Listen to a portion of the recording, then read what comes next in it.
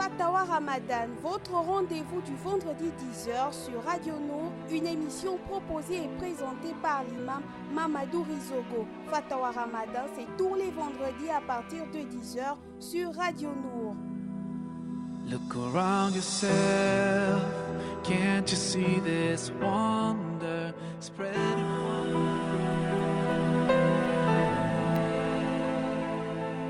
Vous écoutez votre émission Fatawa Ramadan avec l'imam Mamadou Rizogo.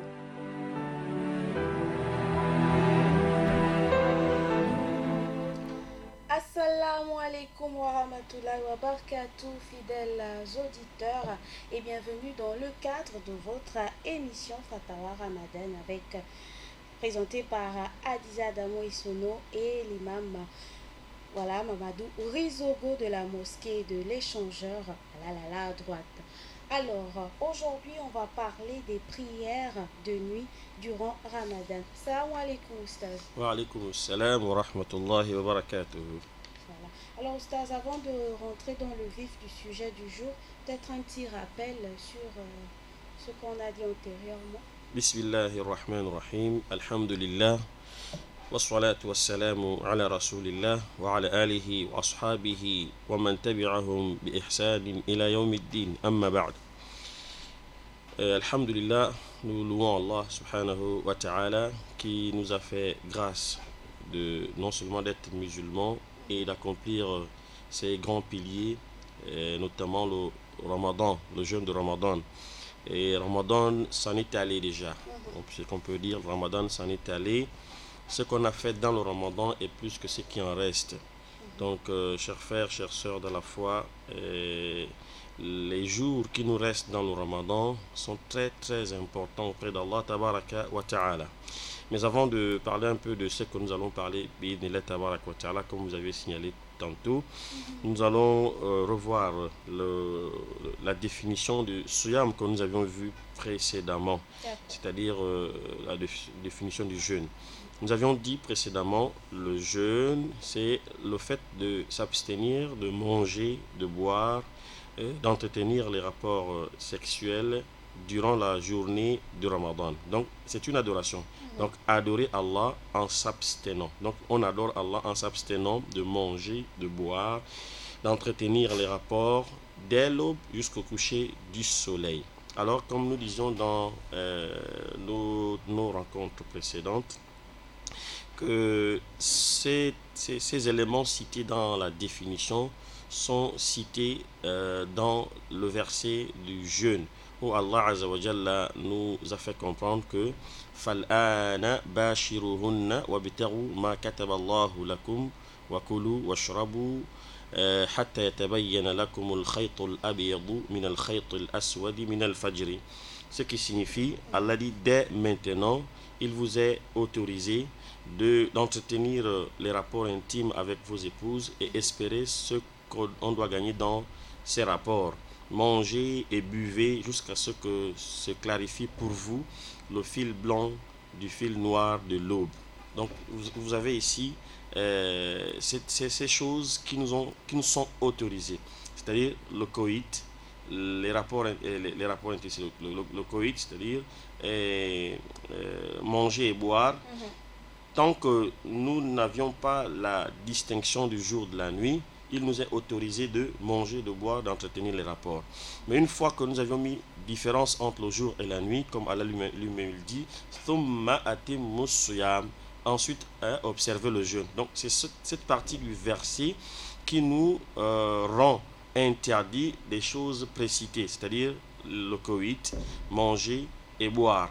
Quand Allah dit thumma atimmus siyam, observer le jeûne, c'est-à-dire que vous n'aviez plus le droit de manger, de boire, d'entretenir les rapports sexuels. Donc, voilà un peu ce que nous avions vu précédemment, mais compte tenu des occupations des uns et des autres, on n'a pas pu continuer. Mais qu'Allah Azza wa Jalla nous assiste et qu'il nous facilite. Et en écoutant la radio, j'ai écouté les bons nombres des connaisseurs qui sont passés, Abdelaziz, qu'Allah le préserve, et d'autres, avec les autres, sans oublier des gens qui sont passés expliquer le jeûne. Notre imam Ousmane Boubei, qui par téléphone aussi intervenait souvent dans des émissions, et nous donner un peu quelques conseils concernant le jeûne. Donc voilà un peu la définition du jeûne. Nous avions également parlé des mérites du jeûne, Oui. de ceux qui jeûnent et le jeûne et la place du jeûne, etc. Donc Allah Azza wa Jalla nous compte parmi ceux-là qui jeûnent pour lui seul, subhanahu wa ta'ala. Amen.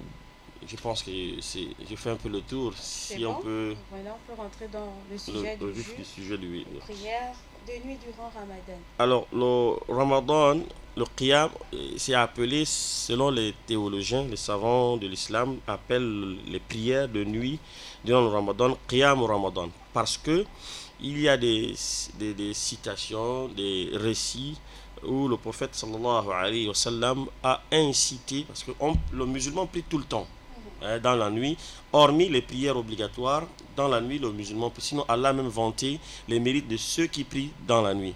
Kanu qalilan min al-layli ma yahja'un. Allah dit ceux qui dorment peu la nuit. Donc Allah a d'abord vanté les mérites des croyants, et ces croyants-là s'acquittent de la zakat, ces croyants-là donnent à manger aux pauvres, ces croyants-là donnent le droit de l'orphelin, le droit de la veuve, etc. Et Allah a cité dans ses bienfaits, il a cité ici Kanu qalilan min al-layli ma yahja'un. Et ces mêmes personnes-là dormaient peu dans la nuit.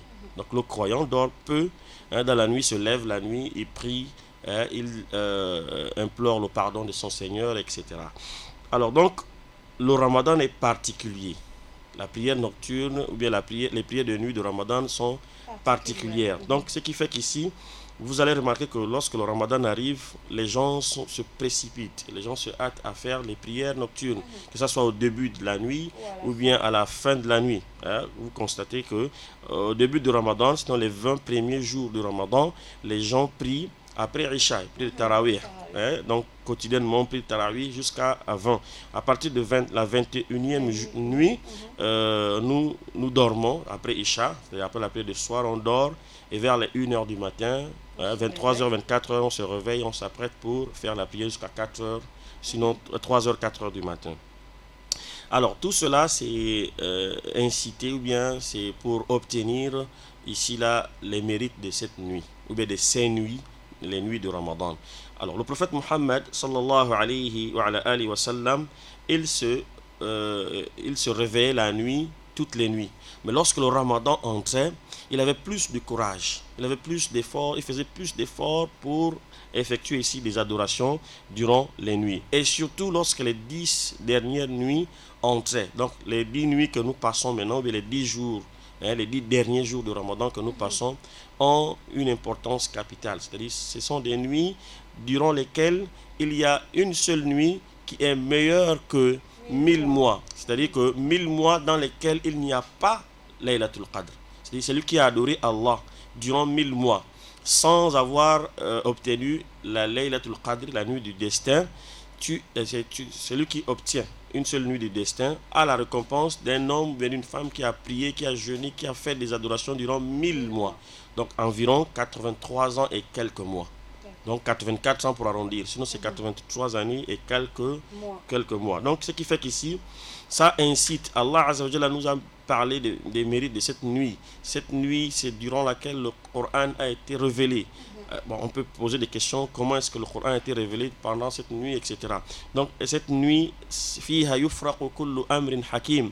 C'est toutes les grandes décisions sont prises durant cette nuit, comme Allah dit dans le Coran.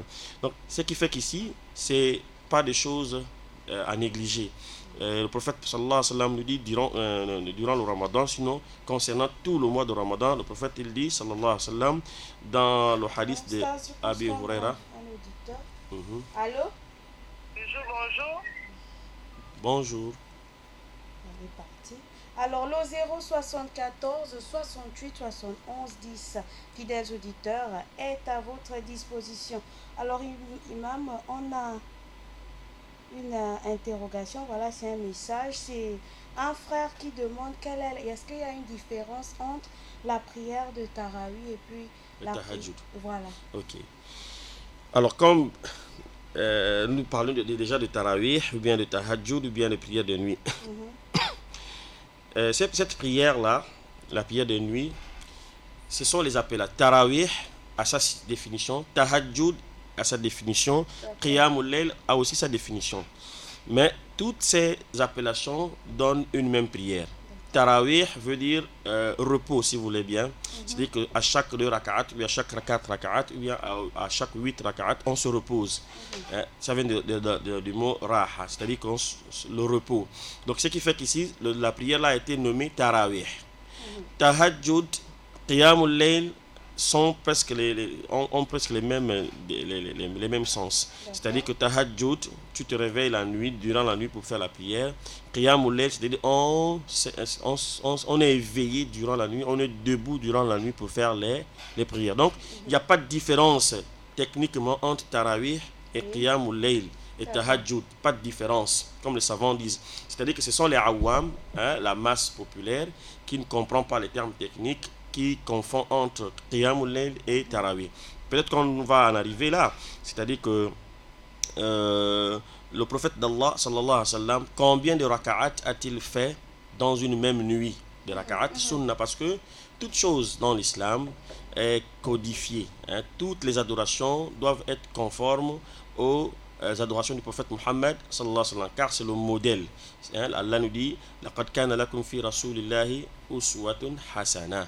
Vous avez certes un bel exemple, un excellent modèle dans le messager d'Allah sallallahu alayhi wa sallam.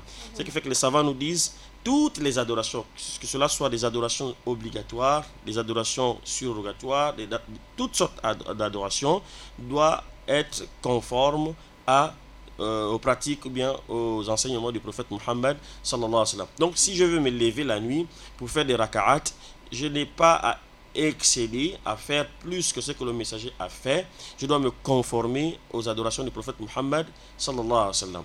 Pour parler de cela, le prophète sallallahu alayhi wa sallam, par rapport au tarawih, vous entendrez que non, Omar a fait 20 raka'at ou bien a autorisé de faire 20 raka'at. Il y a des sahaba qui ont fait 40 raka'at, etc. Tous ces textes ne sont pas exacts. Ces textes sont faux. Omar, radiallahu anhu, qu'Allah l'agrée, le deuxième calife de l'islam, pour parler de l'histoire du tarawih. Le messager d'Allah, sallallahu alayhi wa sallam, lui-même, il a effectué le tarawih. Le prophète, sallallahu alayhi wa sallam, donc, comme il est rapporté, est sorti un jour, il a réuni quelques compagnons, il a fait avec eux les tarawih, les prières de nuit dans le ramadan. Puis, les autres qui n'étaient pas présents, ceux qui étaient présents sont allés dire que hier soir nous avions prié avec le messager d'Allah. Vraiment la prière était excellente. On a fait une bonne prière, etc. Donc ça fait une publicité. Les gens sont venus la deuxième nuit, le prophète a prié avec eux. Et eux également sont allés raconter aux autres. La troisième nuit, les gens sont venus plus que les 2 premières nuits. Et lorsqu'ils sont allés le lendemain, ils ont encore raconté. La 4e nuit, la mosquée a refusé le monde. Le prophète sallallahu alayhi wa sallam s'est retranché dans sa pièce, dans sa maison, dans son appartement. Il n'est pas ressorti jusqu'au matin.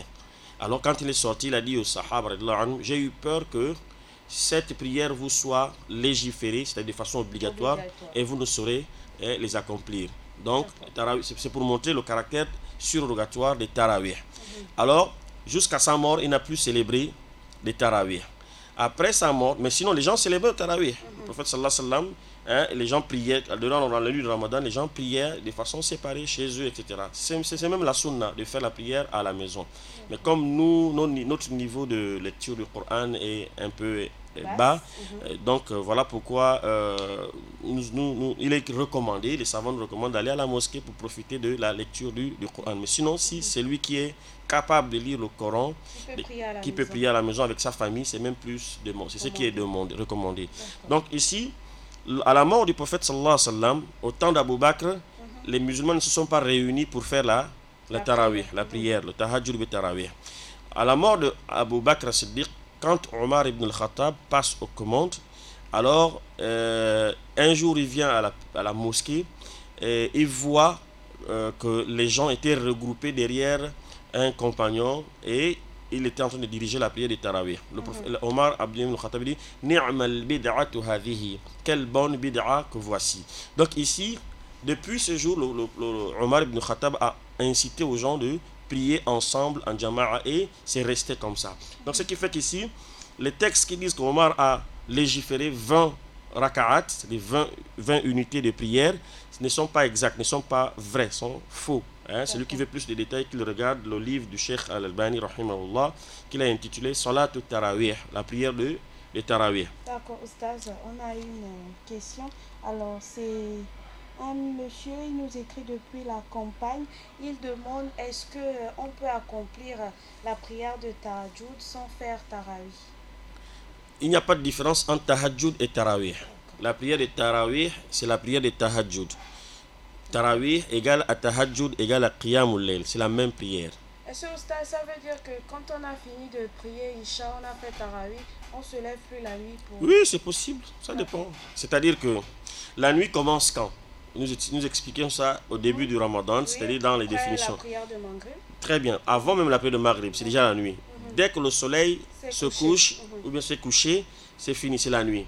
Allah dit dans le Coran, min al-layl, thumma atimmu suyama ila al-layl. C'est-à-dire que le jeûne, dans la définition, on revient à la définition, parce que ça parle de tout ça là. Allah dit, il nous autorise de manger, de boire, d'entretenir le rapport, dès que nous avions mis la différence entre le fil blanc de la journée, du fil noir de la nuit, donc l'obscurité et la lueur de la journée. Une fois qu'il y a eu différence entre... Allah dit, abstenez-vous. Donc, observez le jeûne, ne mangez plus, n'entretenez plus les rapports, ne buvez plus. Il a allé jusqu'à la nuit. Maintenant, la nuit commence quand? Le prophète il dit, sallallahu alayhi wa sallam, le prophète traduit maintenant la nuit, le verset. Il dit, إِذَا أَقْبَلَ اللَّيْلُ مِنْ هَاهُنَا وَأَدْبَرَ النَّهَارُ مِنْ هَاهُنَا. Lorsque la nuit provient de par ici, il monte, la nuit provient de l'ouest. Et que le jour tourne dos de par là, c'est-à-dire par l'est. Le soleil se lève à l'est et il se couche à l'ouest. Donc la nuit vient, il provient de l'ouest et le soleil tourne le dos, la journée va et s'en va de par l'est. Donc et que le soleil s'est couché, faqad aftara as-sa'im, le jeûneur a rompu son jeûne, mais le jeûne est terminé. Donc ça définit ici, ça explique ici le verset il allait. On coupe le jeûne quand? La nuit. Et la nuit rentre quand? Dès le coucher du soleil. Donc ici, la prière de Maghrib est au début de la nuit. La prière de Isha, c'est la deuxième partie, Al-Atama, c'est la deuxième partie de la nuit. Alors après Isha, nous sommes déjà dans la nuit. Celui qui fait ces prières nocturnes après Isha, c'est-à-dire à 20h, 21h, tu es parmi ceux qui ont prié la nuit. Et celui qui retarde, c'est ce qui est même meilleur, la prière jusqu'au troisième tiers de la nuit, parce que la nuit, on peut la diviser en 3 tiers. Donc les 2 premiers tiers de la nuit sont des moments où on peut prier Maghrib et Isha. Maintenant, le 3e tiers, c'est le moment où le Seigneur subhanahu wa ta'ala lui-même, il descend au premier ciel et dit qui veut me demander le pardon, je le lui accorde. Qui veut demander un besoin quelconque, je vais lui l'accorder, etc. Jusqu'au Fajr, hatta matla'il Fajr. Donc ici, il est conseillé à ce que on retarde la prière de Tarawih, ou bien Tahajjud, ou bien Qiyamul Layl jusqu'au 3e tiers de la nuit. Faisons un calcul bête. C'est-à-dire que la nuit, si admettons que la nuit commence, le soleil se couche par exemple à 18h, 18h pile, admettons 18h pile, sinon actuellement le soleil se couche à 18h23 minutes. Alors 18h pile et il se lève à 6h du matin. Donc vous avez 12 heures. 12 heures de quoi? 12 heures de temps. Donc 12 divisé par 3, vous avez 4, n'est-ce pas? Alors, donc 6 heures, donc 19 heures, 20 heures, 21 heures, 22 heures. Ça, c'est le premier tiers qui passe. Ok? 23 heures, 24 heures, minuit et 1 heure. Donc, à partir de 1 heure, les 2 tiers de la nuit sont passés. Donc, à partir de minuit jusqu'au matin, vous êtes au 3e tiers de la nuit. Donc, ce qui fait qu'ici, ça, c'est selon les calculs qu'on peut faire pour contextualiser les choses. Maintenant, à partir de minuit jusqu'au matin, c'est au moment où Allah tabaraka wa ta'ala descend au premier ciel, le ciel le plus proche que nous voyons, et dit qui a un besoin, je veux répondre à son besoin. Qui m'appelle, je réponds à son appel. Qui veut se faire pardonner, je lui accorde mon pardon jusqu'au matin. Alors, la Laylatul Qadr, la nuit du destin que nous recherchons, dans les 10 dernières nuits, le prophète sallallahu alayhi wa sallam, il dormait au début de la nuit et se réveillait dans la nuit. réveiller sa famille et pour rechercher cette nuit pour obtenir ici là les récompenses de cette nuit. Parce que le messager d'Allah dit que dans cette nuit, il y a un bien, il y a un khayr. Celui qui a été privé de ce bien-là a été privé du bien. Et Allah lui-même il dit Laylatul Qadri khayrun min alfi shahr. La nuit du destin, elle est meilleure que 1000 mois d'adoration. Qu'Allah Azza wa Jalla nous compte parmi ceux-là qui vont obtenir cette nuit. Amin. Oustaz, on a une autre question. Et allez-y. Alors, c'est Monsieur Souleyman qui demande comment est-ce que on accomplit la prière de ta Très bien. Voilà. C'est une question qui va dans le vif du sujet.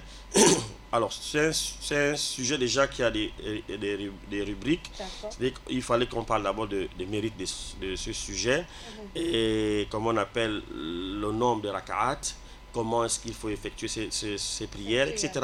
Mais, on peut aller même comme ça pour gagner en temps, parce que peut-être qu'on n'aura pas assez de temps. Et il nous reste peut-être un seul vendredi pour comment on appelle terminer le ramadan. Bon, peut-être qu'on peut continuer aussi, Inch'Allah, si Allah nous accorde la vie et la santé.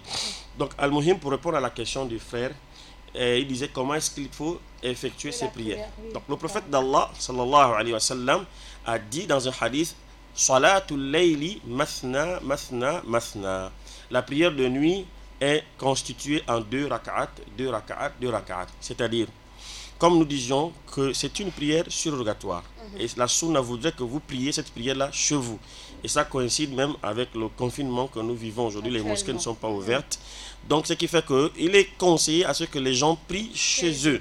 Vous réunissez votre famille, votre femme, vos enfants, etc. Et vous célébrez la prière avec eux, même si vous ne connaissez que la Fatiha. D'accord. Même si il n'y a que la Fatiha que vous mémorisez. Récitez la Fatiha avec plus de concentration, plus de crainte, plus de présence du cœur. Et vous faites 2 raka'at, vous faites le salam.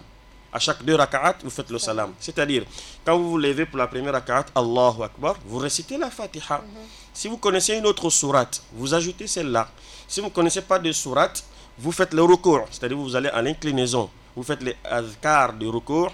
Maintenant là, Subhan Rabbil Azim, dites cela autant que possible. Dites beaucoup de fois, glorifiez Allah dans le recours. Lorsque vous revenez de recours, de l'inclinaison, dites Sami Allahu liman hamida, Rabbana wa lakal hamdu, hamdan kathiran, tayyiban mubarakan fi. Si vous connaissez plus des invocations à cet endroit-là, faites-les autant que possible. Puis, partez au sujoud, c'est-à-dire à la prosternation. À la prosternation, maintenant là, il faut maximiser les invocations. C'est-à-dire que le Aïcha radiallahu anha, l'épouse du prophète, la mère des croyants, elle dit au prophète Muhammad sallallahu alayhi wa sallam, cette nuit qui est meilleure que 1000 mois. Si il arrivait que je coïncide à rencontrer cette nuit-là, quelle est l'invocation que je peux faire? Le prophète lui dit, sallallahu alayhi wa sallam, dit Allahumma innaka afuwun tuhibbul afwa fa'fu anni. Ô Seigneur, tu es certes le pardonneur, l'indulgent, et tu aimes le pardon, accorde-moi le pardon. Donc seulement ce que le prophète a dit à Aïcha radiallahu anha, ça c'est un grand dua. Donc quand vous êtes au sujoud, à la prosternation comme ça, faites les invocations de la prosternation. C'est Subhan Rabbiyal A'la wa bihamdi, Subhan Rabbiyal A'la wa bihamdi. Ou bien vous ajoutez ce que le prophète a ajouté ici là, Allahumma laka sajadtu wa bika amantu, sajada wajhi lilladhi khalaqahu wa shaqa sam'ahu wa basarahu bihawlihi wa quwwatihi fatabarakallahu ahsanul khaliqin. Ainsi de suite, il y a des invocations dans ce sens-là. Maintenant, quand vous avez terminé ces invocations, dites cette invocation que Aïcha a demandé au prophète, et le prophète lui a répondu que non, dit Allahumma innaka afoun tuhibbul afwa fa'fu anni. Allahumma innaka afoun tuhibbul afwa fa'fu anni. Maintenant, lorsque nous voyons d'autres textes, le prophète sallallahu alayhi wa sallam il dit Aqrabu ma yakunu al-'abdu min rabbih wa huwa sajid. Le lieu où le serviteur est plus proche de son Seigneur, c'est lorsqu'il est au sujoud, c'est-à-dire en prosternation. Fa'akthiru fi du'a, faites beaucoup de du'a. Ce qui fait que il y a des savants qui voient que celui qui ne comprend pas la langue arabe, il n'est pas arabe. Lorsqu'il est au sujoud, il veut demander son Seigneur, puisque c'est le lieu où il est plus proche. dès qu'il a terminé ses invocations, il est permis que tu dises même en langue, Seigneur, accorde-moi la santé, Seigneur, accorde-moi le besoin que tu as, accorde-moi l'enfant, accorde-moi ceci, etc., etc. Donc, il est permis pour toi parce que tu es plus proche de ton Seigneur à cet endroit précis, dans le sujoud. Donc, il faut maximiser, il faut durer dans le sujoud. Il faut se concentrer, il faut évoquer ici la sincérité. Tu es en train de parler avec ton Seigneur directement et il t'entend et il est proche de toi, subhanahu wa ta'ala. Puis vous revenez, vous vous asseyez, l'assise entre les deux prosternations, vous faites les Rabbi ghafirli, Rabbi ghafirli, Rabbi ghafirli, puis vous repartez au sujoud, deuxième sujoud, vous faites la même chose que vous avez fait au premier sujoud et vous vous relevez. Ça fait un raka'a, une unité. Vous amenez la deuxième unité avec la famille et vous faites le salam, ça fait un. C'est-à-dire ça fait comment on appelle, bien une compilation de prières, si on peut dire ça comme ça. Donc vous faites comme cela, 2, 4, 6, 8. Puis vous amenez le witr, c'est-à-dire que vous amenez 3 raka'at pour clôturer la prière de nuit. Mais sinon, la prière de nuit, même elle est appelée witr. Pourquoi? Parce qu'elle est faite en nombre impair. Elle est faite en nombre impair. C'est-à-dire que le witr, ça veut dire quoi? Vous priez un seul raka'a, une seule unité. Vous avez prié la nuit. Vous priez 3 unités, vous avez prié la nuit. Vous priez 5 unités, vous avez prié la nuit. Vous priez 7 unités, vous avez prié la nuit. Vous priez 9, au maximum 11 raka'at. On a posé la question à Aïcha radiallahu anha. Le prophète d'Allah sallallahu alayhi wa sallam priait le tarawih ou bien la prière de nuit, priait combien de raka'at? Le prophète sallallahu alayhi wa sallam, elle répond que le prophète n'a pas excédé, il n'a pas prié plus de 11 raka'at dans le ramadan ou en dehors du ramadan. Ce qui fait que la sunna voudrait qu'on prie 11 raka'at. Donc ça c'est le nombre de raka'at qu'on prie.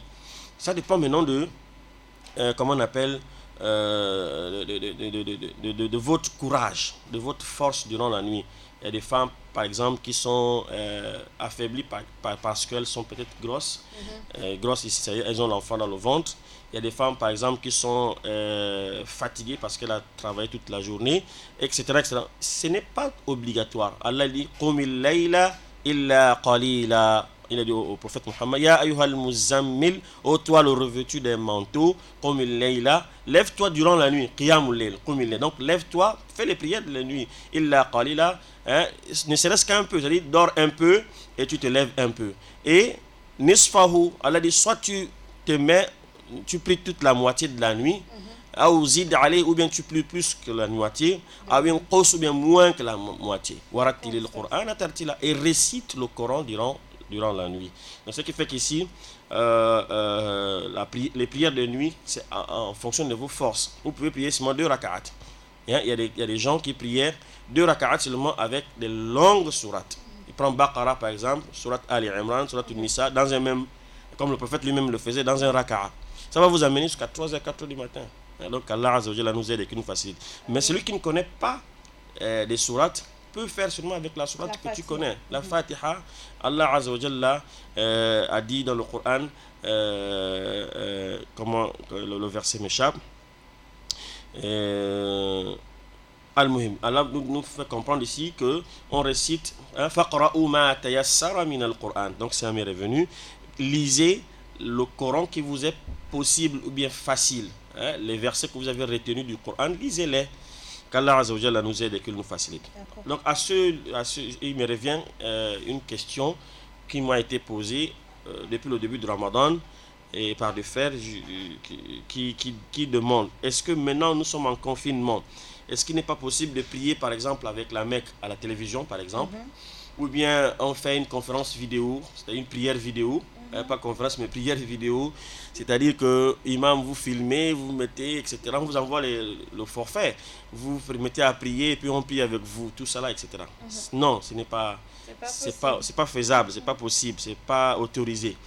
Les prières, nous devions être en contact physique, c'est-à-dire que l'imam est devant vous, vous priez. Maintenant, en cas d'excuse, le confinement, c'est une excuse islamique. Nous sommes chacun chez lui. Faites vos prières autant que possible. Allah vous donnera les récompenses comme si vous avez fait derrière l'imam. Si vous levez la nuit, vous faites les prières comme vous pouvez. Allah va vous donner les récompenses comme si vous avez prié derrière un imam qui a récité tout le Coran. Qu'Allah nous aide et qu'il nous facilite. Amin. Alors, Oustaz, il y a la sœur Zainab, voilà, qui demande comment la femme en menstrue peut-elle rechercher la nuit du destin. Bien. La femme en menstrue, comme nous avions vu ici précédemment, ne fait pas la prière et le jeûne. Donc, elle ne prie pas, elle ne jeûne pas. Mais les invocations, elle invoque Allah. Elle peut faire Subhanallah, walhamdulillah, wa la ilaha illallah, wallahu akbar, wa la hawla wa la quwwata illa billah. Ça veut dire gloire à Allah, louange à Allah, et aucune divinité digne d'adoration excepté Allah. Donc personne ne mérite les adorations sauf Allah, la ilaha illallah, wallahu akbar. Allah est le plus grand. Wa la hawla wa la quwwata, il n'y a de force ni de ruse si ce n'est à Allah. Il faut beaucoup dire ces invocations par exemple. Elle le fait au stage durant la nuit.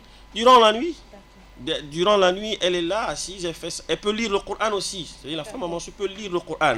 Elle peut toucher même le Coran et faire sa lecture du Coran. C'est la deuxième question. Oui, elle touche le Coran et elle lit son Coran. Parce que c'est une divergence chez les savants.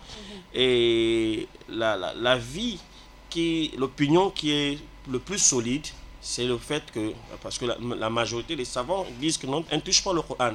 Mais l'opinion la plus solide où est soutenue par les textes, c'est qu'elle peut toucher le Coran, puisque Aïcha radiallahu anha dit, le prophète lisait le Coran dans tous ses états.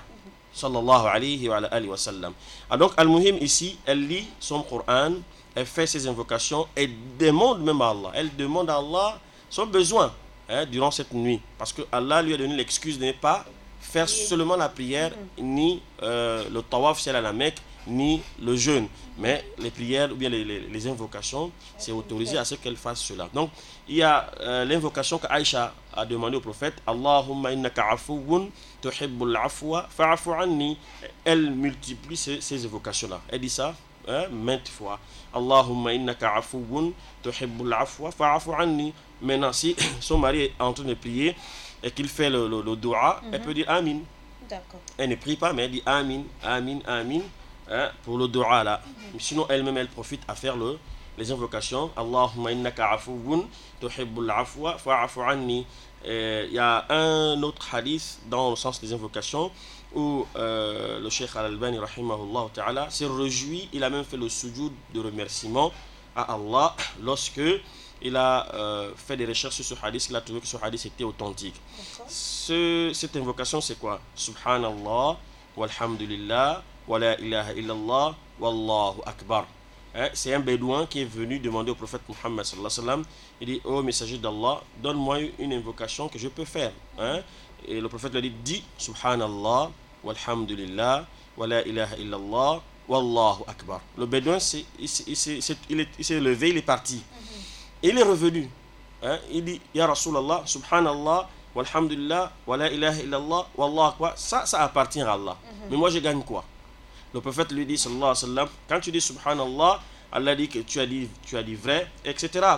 Et le prophète lui dit, sallallahu alayhi wa sallam, il dit, tu ajoutes à cela, Subhanallah, walhamdulillah, wa la ilaha illallah, wallahu akbar. Allahumma ghfirli, oh Allah, pardonne-moi. Allahumma arhamni, oh Allah, accorde-moi ta miséricorde. Allahumma rzuqni, oh Allah, pourvois-moi.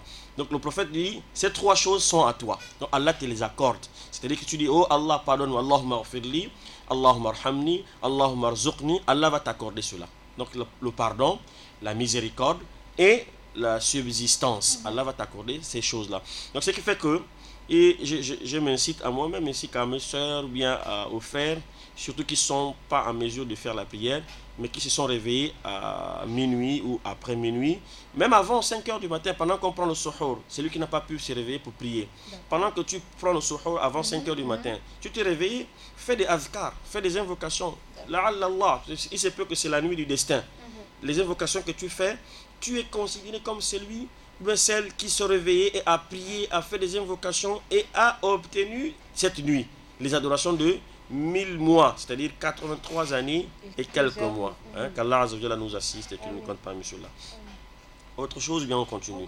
Donc pour les mérites du mois de Ramadan, généralement, le mois de Ramadan, le mois de Siyam, c'est lui qui se réveille tout le mois de Ramadan et fait des prières.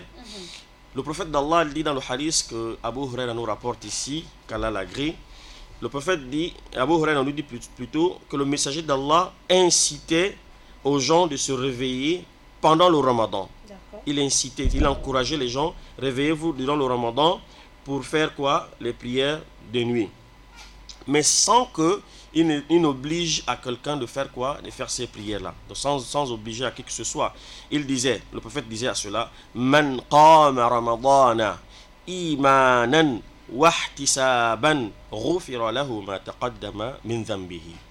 Alors le prophète disait sallallahu alayhi wa sallam, tout celui qui prie les nuits de Ramadan avec la foi, iman, la foi en Allah, que c'est Allah qui est digne d'adoration. En dehors d'Allah, aucune divinité ne mérite les adorations. Il est la seule divinité digne d'adoration. Il n'a pas engendré, il n'a pas été engendré. La foi aux anges, la foi aux messagers, la foi aux livres révélés par Allah, la foi au jour du jugement dernier, la foi au destin et au destin bon ou mauvais. Et cette foi-là est enracinée dans son cœur. Cette foi-là, c'est ce qui est manifesté par sa bouche et par ses œuvres. Celui qui a cette foi et qui jeûne, qui fait les prières de nuit durant le jeûne, wahtisaban, avec conviction, c'est-à-dire que là, la croyance que Allah a mis un salaire, une récompense pour ces prières-là. Qu'est-ce que tu gagnes quand tu es dévoué comme ça? Le prophète dit, Allah te pardonne tes péchés précédents. Donc vous voyez qu'ici, nous avons presque les mêmes hadiths lorsque nous avions parlé du mérite du jeûne. Donc nous avions parlé du mérite du jeûne, nous avions dit que le prophète sallallahu alayhi wa sallam a dit, celui qui jeûne le Ramadan avec foi et conviction, Allah lui pardonne ses péchés antérieurs, c'est-à-dire ses péchés passés. Et là-bas, nous étions en train d'expliquer que les péchés passés, il s'agit des petits péchés et non les grands péchés. Les grands péchés, il faut faire un tauba, un repentir sincère.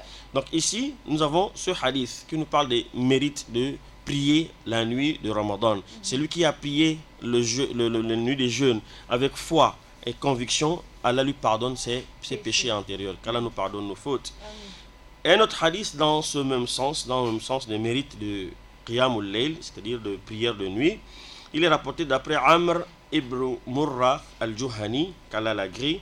Il dit qu'il y a un homme qui est arrivé chez le messager d'Allah, sallallahu alayhi wa sallam, et cet homme dit au prophète, Ya Rasulallah, faqala Ya Rasulallah, ô messager de Dieu, vois-tu, si j'atteste, lorsque j'atteste qu'il n'y a de divinité méritant les adorations excepté Allah, subhanahu wa ta'ala, et que toi, Muhammad, tu es le messager d'Allah, et que j'ai accompli mes 5 prières, et je me suis acquitté de ma zakat, et j'ai jeûné le mois de Ramadan, puis je me suis levé la nuit pour prier la Ramadan.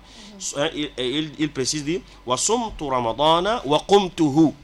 J'ai jeûné et je me suis levé la nuit pour les prières nocturnes. Famille man ana, je serai je serai dans quel groupe? Je serai dans quel camp? Et le prophète de lui dire, sallallahu alayhi wa sallam, minas siddiqina wa shuhada, tu es du nombre des véridiques et des martyrs. Donc Allah va te mettre, il te considère parmi les gens véridiques et des gens, des martyrs. Qu'Allah Azza wa Jalla nous compte parmi ceux-là. Donc ici, vous avez les avantages. Qu'est-ce qu'on gagne? Celui qui a fait ses prières, ses 5 prières. Parce que il ne suffit pas seulement de se lever la nuit, parce que beaucoup de gens font quoi? La nuit de Ramadan, ils jeûnent. Mais ils prient plutôt, ils font les prières de nuit. La prière de Subh arrive, 5 heures du matin, il est couché, il dort. Ça ne va pas. Allah dit dans un hadith al-Qudusi, Man aada li waliyan faqad adhantuhu bil harb. La suite du hadith, je vais prendre la suite du hadith. Allah Azza wa Jalla dit, wa ma iqtaraba ilayya 'abdi bi shay'in ahabba ilayya mimma aftaradtuhu alayhi. Mon serviteur, mon esclave n'a pas fait des adorations que j'aime le plus, excepté ce que je lui ai enjoint, et ce que je lui ai demandé de faire de façon obligatoire. C'est-à-dire que tu ne vas pas adorer Allah, il n'y a pas une adoration qu'Allah va aimer de toi que ce que Allah lui-même t'a demandé de faire. Donc les 5 prières, le Ramadan, le Hajj si tu as les moyens, la Zakat, etc. Voilà les choses qu'Allah te demande de façon obligatoire. Maintenant Allah, dans le même hadith al-Qudusi à titre divin, ajoute Wala yazalu abdi yataqarrabu ilayya bin nawafili hatta uhibba. Et mon esclave ne cesse de se rapprocher à moi en faisant des nawafil et des actes surrogatoires Il y a des actes surrogatoires dans la prière, dans le jeûne, dans la zakat, dans le hajj, etc. Parce que la prière obligatoire, c'est 5 fois par jour. En dehors de ça, il y a des prières surrogatoires. Le jeûne obligatoire, c'est le ramadan. En dehors du ramadan, il y a des jeûnes surrogatoires. Le hajj obligatoire, c'est une seule fois dans ta vie. Donc le reste du hajj que tu feras, c'est surrogatoire. Ainsi de suite. La zakat, c'est une fois par an que tu as fait. Si tu as l'argent, tu as fait ta zakat par an. Maintenant, tout ce que tu feras dans l'année, ce sont les actes surrogatoires. Donc ici, Allah il dit dans le hadith Qudsi, mon esclave n'a cessé de se rapprocher à moi en faisant des actes surrogatoires jusqu'à ce que je l'aime. فإذا أحببته كنت سمعه الذي يسمع به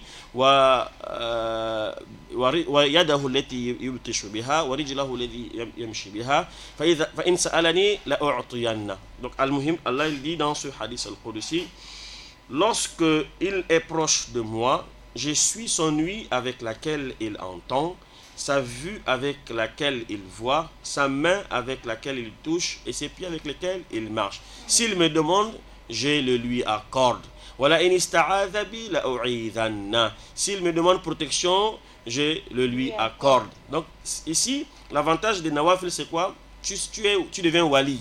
Tu deviens allié d'Allah tabaraka wa ta'ala. Donc il est demandé à ce que nous fassions beaucoup de nawafil, beaucoup des actes surrogatoires, que ce soit dans le jeûne, dans les prières, etc. Donc ici, al-muhim, dans ce hadith que nous avons ici pour les avantages du jeûne, le messager d'Allah, sallallahu alayhi wa sallam, lorsque l'homme lui a demandé, je suis dans quel camp? Le prophète lui dit, tu es du camp des siddiqina et des shuhada. Qu'Allah azza wa jalla nous compte parmi ceux-là. Amin. Donc pour continuer, mashru'iyatul jama'a fihi. Nous avions vu comment on appelle les prières de nuit durant le Ramadan, dans tout le Ramadan. Parce qu'Inch'Allah, dans les prochaines éditions, peut-être qu'on verra la particularité des nuits de Laylatul Qadri et c'est quelle nuit, c'est en quel moment on doit rechercher cette nuit-là. Alors, les prières de Ramadan se font en groupe, en commun. Normalement, il est autorisé qu'on fasse ces prières-là en groupe. Maintenant, s'il y a un cas de force majeure, comme maintenant nous sommes confinés dans nos maisons, en ce moment-là, on peut faire cela seul. Ou bien avec la famille. Déjà avec ta famille, c'est déjà un groupe.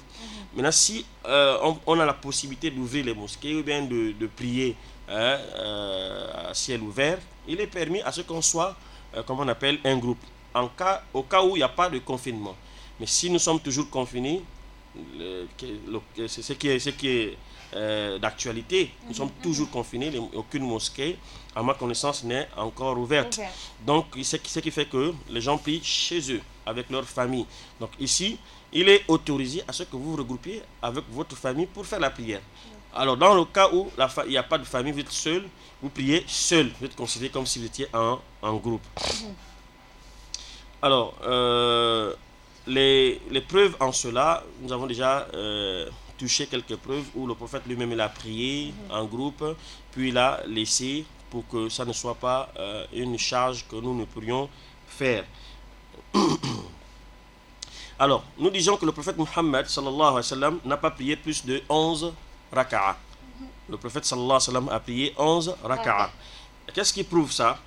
Le hadith qui prouve cela, c'est le hadith de notre mère Aïcha radiallahu ta'ala anha, qui dit que le messager d'Allah sallallahu alayhi wa sallam n'a pas prié plus. Ma kana yazidu fi ramadana wala fi ghayrihi ala ihda asharata raka'a. Le messager d'Allah ne priait pas plus de 11 raka'at, ni dans le Ramadan, ni en dehors du Ramadan. Maintenant, le débat ou bien ces ajouts viennent d'où?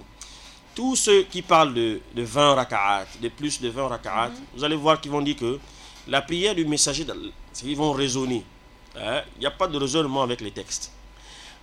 Ils diront que le prophète Muhammad priait 11 raka'at. Mais le prophète était long dans la prière. Les 11 raka'at pouvaient prendre des heures et des heures. Or, nous sommes courts dans la prière, ainsi de suite. Et on n'a pas à prier que 11 raka'at. On peut ajouter sur les 11 raka'at.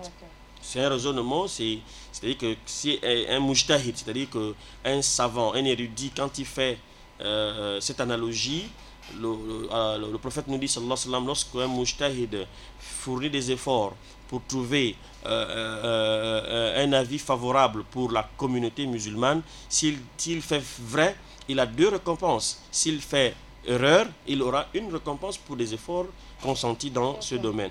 Mais moi, je ne suis pas un mujtahid. Moi, je peux dire que je suis un muqallid, c'est-à-dire je suis le messager d'Allah, je suis les savants, etc. Lorsque ceux-là sont lorsque les textes sont là. Donc, je ne peux pas voir ce texte et puis ajouter aux prières de nuit plus que 11 raka'at. Donc, ce qui fait qu'ici,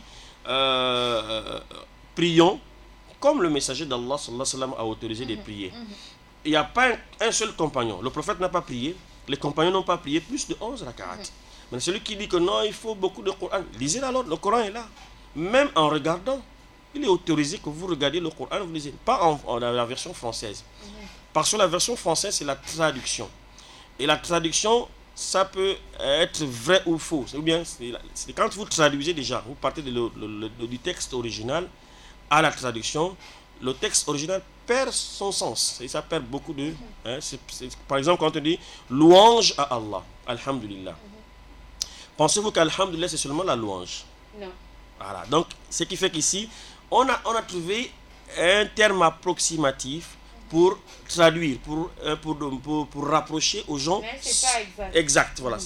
On peut rapprocher aux gens ce que Allah veut dire. Mais alhamdulillah, ce n'est pas la louange seulement. C'est clair ça? Donc, al-muhim ici, il y a plusieurs termes dans ce sens. Donc, ce qui fait qu'ici, on lit le texte dans son originalité, c'est-à-dire dans la version dont elle a été révélée. Le Coran a été révélé en langue arabe, on lit en langue arabe. Alhamdulillahi Rabbil Alamin, Ar-Rahman, Ar-Rahim, et ainsi de suite. Alors, si vous ne savez pas, il faut apprendre. Il faut apprendre. Allah Azza wa Jalla, fas'alu ahla dhikri in kuntum la ta'lamun. Demandez à ceux qui détiennent la science si vous ne savez pas. Donc vous ne savez pas, vous êtes converti aujourd'hui, prenez tout votre temps à apprendre, ne serait-ce que la Fatiha. Vous apprenez en une journée, vous allez finir. Ça dépend de votre motivation, qu'Allah Azza wa Jalla nous aide et qu'il nous facilite. Donc ici, Al-Muhim, ce texte, il est tellement solide que moi, je m'y tiens. Et comme le prophète sallallahu alayhi wa sallam a dit, Addu alayha bin nawajiz, je tiens avec mes molaires à ce que ça ne puisse pas m'être échappé. Donc on prie 11 raka'at. Alors vous allez voir que lorsque Ramadan prend son dernier virage, les gens prient d'abord après Isha, Tarawih, comme ils disent, séparation. Vous n'allez pas voir dans les livres de fiqh un savant parler de Tarawih, mettre la différence entre Tarawih et Tahajjud et Qiyamul Layl. Vous n'allez pas voir ça. Si vous voyez quelqu'un, même si c'est un prédicateur, il vient dire que Tarawih, Qiyamul Layl, Tahajjud, il y a une différence, il démontre ici ses limites. Il n'a pas la science. Il démontre ici quoi? Parce que ça, c'est le langage de la masse. Vous allez entendre les savants parler que non, c'est la masse. La masse populaire, le commun des gens, ce sont ceux qui disent Tarawih, etc. Sinon, Qiyamul Layl, après Isha, c'est Qiyamul Layl, c'est la nuit. Tahajjud, c'est après Isha, la nuit, c'est toujours la nuit. Et ainsi de suite. Donc ici, si vous vous réveillez, ou bien vous avez prié après Isha, 11 raka'at, et vous vous réveillez encore à 1h du matin, vous priez encore 11 raka'at. Non. Le mieux pour vous, comme c'est meilleur à 1h du matin, vous retardez, vous priez Isha à la première heure de la nuit, et vous retardez la prière de nuit à minuit, 1h du matin, vous faites vos 11 raka'at. Wallahu a'lam. Maintenant, vous allez entendre, il y a des savants qui ont dit que non, le hadith du prophète où il dit Qiyamul Layl masna masna, la prière de nuit est 2, 2, 2, 2, 2. Alors, lorsque vous avez peur de subhi, de l'aube, vous faites le witr. Comme le Cheikh bin Baz, rahimahullah, lui, il est d'opinion que vous pouvez prier plus de 11 raka'at. C'est son opinion, il prend ce hadith. Mais lorsqu'on regroupe tous les hadiths, nous voyons que le prophète n'a pas prié plus de 11.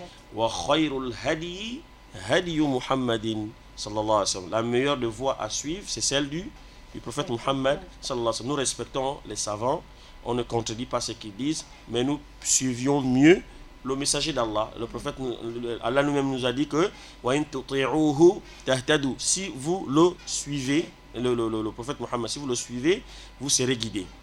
Qu'Allah nous compte parmi ceux qui sont guidés. Non. Il n'y a pas autre chose, je peux continuer? Donc, al-muhim ici, nous avons ici le nombre de raka'at dont on effectue durant les nuits de Ramadan. Alors, il y a des questionnements, des gens qui s'interrogent par rapport à, comment on appelle, à ce sujet, que les savants ont divergé. Les savants ont divergé par rapport au nombre de raka'at. Est-ce qu'il n'y a pas un dalil qui nous limite les raka'at?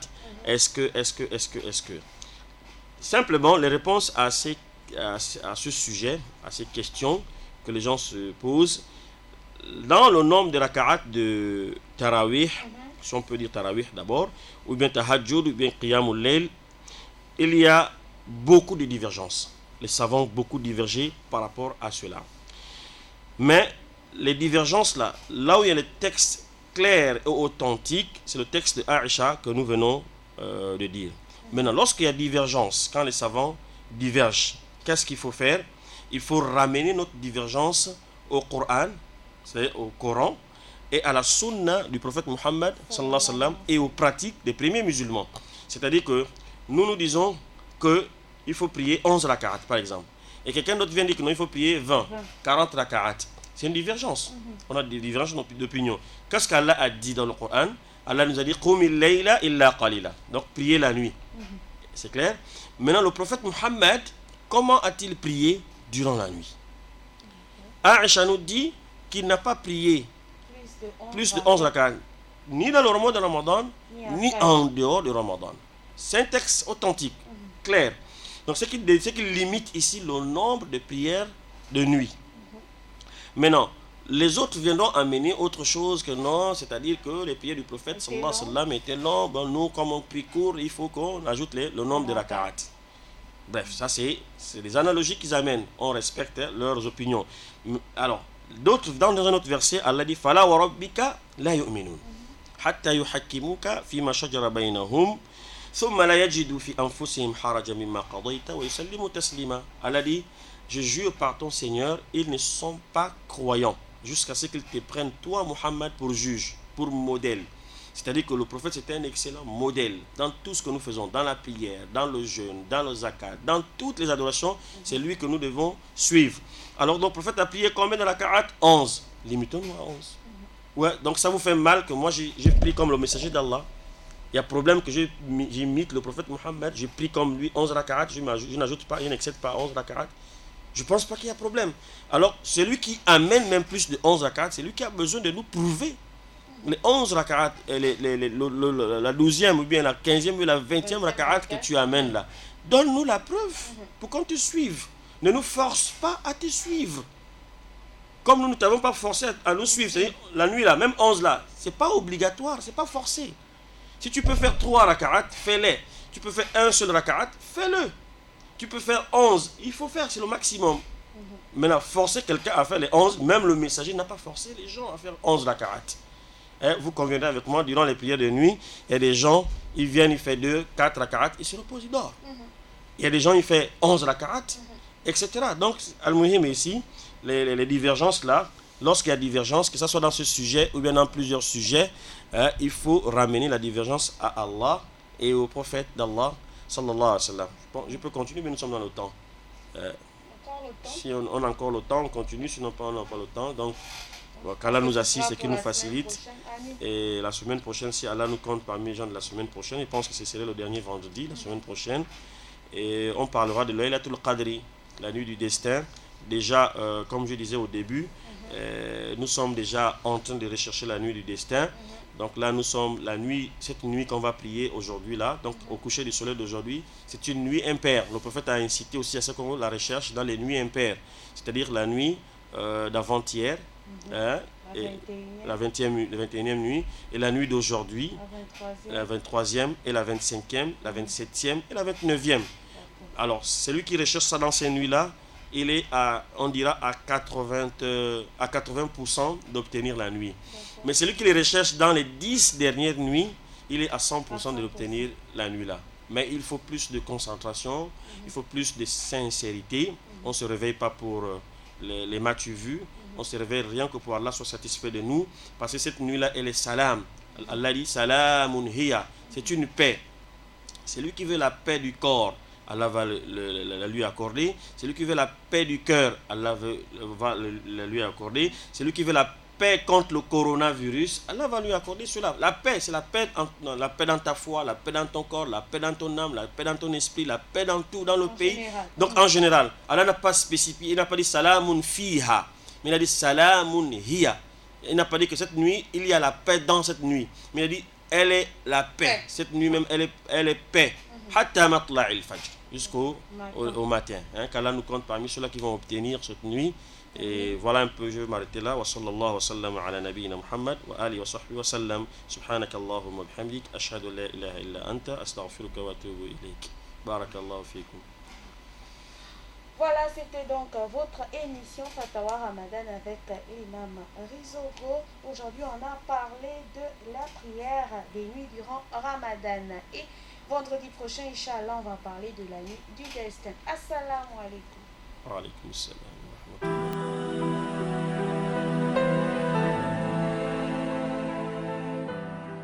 C'était votre émission Fatawa Ramadan.